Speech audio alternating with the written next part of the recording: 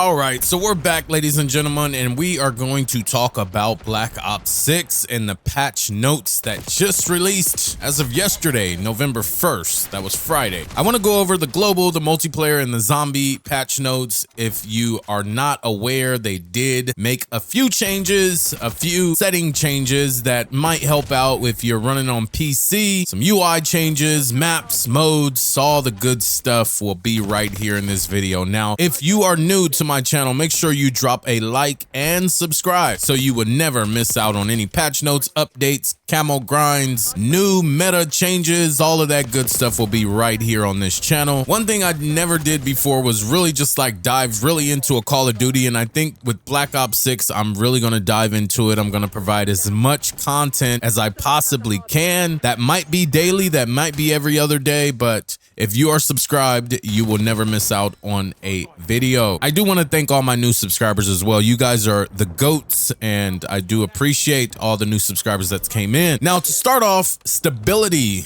So they addressed an issue where some players may encounter a black screen when loading into a public or private match for both multiplayer and zombies. I don't know if you guys seen my Call of Duty Black Ops 6 has a huge problem video. If you have not, make sure you watch that video because I myself have ran into the black screen of death, and it's really weird too because when it does bring up this black screen, you actually are in the game. Like, you can see your FPS counter, you can hear gunfire, you can actually select a class, but you just can't see what you're selecting. Everything's working, whether you're on controller or mouse and keyboard, everything is working. You just can't see anything. The only thing that you can see is the little Call of Duty logo in the corner and your FPS counter if you have that turned on. But that is fixed, and I'm glad that is fixed. So if you are experiencing that issue, make sure you update your Call of Duty and you will no longer see that. I have not seen it myself personally since this update went live, so I'm really happy about that. But there is another new problem that they have, but I don't see it in the patch notes, and that is the message of the day bug. So when you start up Call of Duty, you get the message of the day. I believe it's about gobblegums, and there's double XP and things like that for the weekend. Problem is that you'll get stuck on the message of the day or loading message of the day, and you have to literally shut down Call of Duty. And this problem is a little worse than the black screen because the black screen, you can just shut it down, restart Steam or restart your console,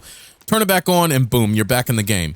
With this message of the day, you have to restart it over and over and over and over until the game realizes that you're trying to play, and then it will let you in. It's an unfortunate bug, but hopefully that gets patched up pretty soon as it is double XP weekend, so we don't want to miss out on that. Now, another thing they changed in the settings is they resolved an issue when trying to select DLSS or DLAA in upscaling options. I run DLSS. I haven't had an issue with this, but I guess some users are having an issue where when you select DLSS or DLAA, the game pretty much will not allow you to select it. It just pretty much will reselect back to the default regardless of what you select. So they have resolved that problem. Now you are free to select whichever one you would like to use. So there's another thing that they changed. They resolved an issue with the unlock notification for Diamond Mastery badges. I've only reached Diamond on one set of gun class, and that is my SMGs. If you haven't watched that video, I just dropped a video yesterday about how to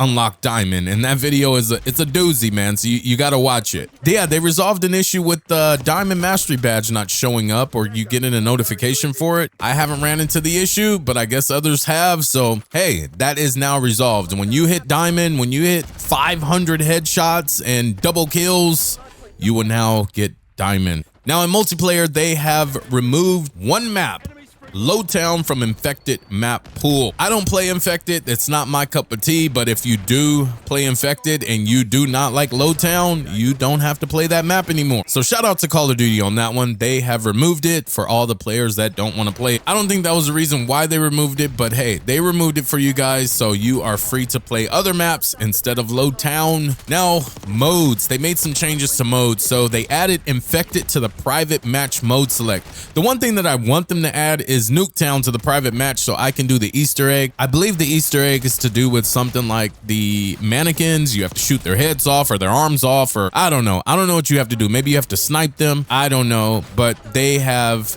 added Infected to the private match mode Slack. Another thing they did is they resolved an issue in free-for-all where scoring was based on total score rather than the number of elimination points. That's crazy. So you got scored based off of everyone's score or based off of your own score? I don't know. That one's kind of confusing, but I guess they have resolved that problem in free-for-all if you are a free-for-all player. Another one, they resolved an issue in Search and Destroy where players could slide too far while defusing or planting the bomb. Now imagine that. You go in to plant or defuse the bomb and you slide across the room. Does it like keep the same animation where you're still planting, or you totally just get kicked out of the planting or defusing animation once you slide past? That's something I want to do some testing on. I want to try it out. I don't really play Search and Destroy either, but all the Search and Destroy players, you do not have to worry about that. You will no longer slide too far and you will get the job done. Now, one thing they did resolve with weapons is the slug attachment on shotguns dealing incorrect damage. So there was a huge problem with shotguns and slug attachments. It was literally aimbot. It was hit scan.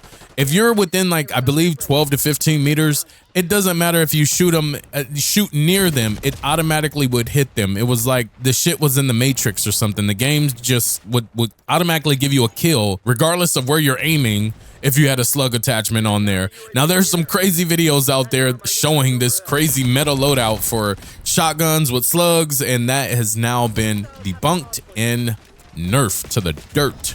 So we will no longer have the slug attachment problem anymore. Now, progression, they resolved an issue where challenges requiring dive kills were not awarded properly. I hate dive kills. I hate point blank kills. I hate the 100 headshot kills. I hate all of it. But they resolved an issue where the challenges requiring dive kills are not awarded. I'm guessing dive kills is needed for maybe bats, like baseball bats, or I don't know. But they resolved it. Now, they added some stability problems. So they resolved an issue with stability when using a UAV. I guess that would drop your FPS when a UAV is going. They resolved another issue with stability and Infected when earning medals. So I guess once you earned a medal, boom, your game starts to act funny with packet loss. Who else is dealing with packet loss? I've noticed it just a little bit. Not enough to like upset me or bother me while I'm playing, but I have noticed it here and there a little bit in some games. They also resolved an issue with stability when using the Vigilance perk. I don't know if I use the Vigilance perk. Maybe I do, but they resolved an issue if that was the case. Maybe that was causing my packet loss problem that I was experiencing. Like I said, not a lot, but I was experiencing it. Now, zombies, they made some huge changes to zombies, and the zombie community is absolutely in flames over it. The zombies, I guess players were going to the gobble gum machine, and as soon, right before the timer would end for your gobble gum, if you popped another gobble gum or reactivated the gobble gum, it would give you unlimited gobble gum for whatever one that you selected or you had activated. It would give you unlimited gobble gum for the entire duration of the gameplay. That's a huge bug, and I'm glad they fixed that because that's kind of... Now, they did make some changes to the actual zombie specials and elites killed by score streaks to no longer drop items. I feel like that's a bad change because if you kill a special or elite zombie and you kill it with a score streak, they should drop an item. They're specials or elites. They're harder to kill, so you should be rewarded for that. One other thing that they changed in Terminus is they closed an exploit that allowed players to block zombie pathing to the tactical RAV. That was when you would activate something in the tactical RAV where the zombies would just totally ignore you. So you can literally unlock some of the craziest camos in zombies by just activating something over and over and over. And I believe they changed like the timing, so you can only activate it like 3 times, I believe now. So that's a good change, I guess. You know, exploits are never great. It kind of breaks the game. No one likes it. No one likes it. So another thing that they changed in Liberty Falls, they resolved an issue that prevented score streaks from being used after completing the main quest. And also they resolved an issue that would leave the player in spectator mode when dying after completing the main quest. So I guess you're stuck watching the game and you have to shut your entire game down after that. That's a crazy bug, but they fixed it. And some stability. They resolved an issue with stability when changing field upgrades. I haven't ran into that issue. Let me know know in the comments if you have. They also added various server-side stability fixes, and that is a huge W. I'm not sure. A lot of people are talking about how Call of Duty's running on really old, bad servers, even though this is a 2024/25 game. They should definitely be running on a server like Fortnite, but hey, I don't think they are. I think they are pinching the penny. And in the UI, they adjusted the round UI limit to 999 from 256. Now that is all the patch notes that I have for you guys today. If you enjoyed this video, once again, make sure you leave a like down below. I really appreciate it. Also, YouTube has picked a video specifically out for you to watch. I hope you enjoy it, and I'll see you in the next one.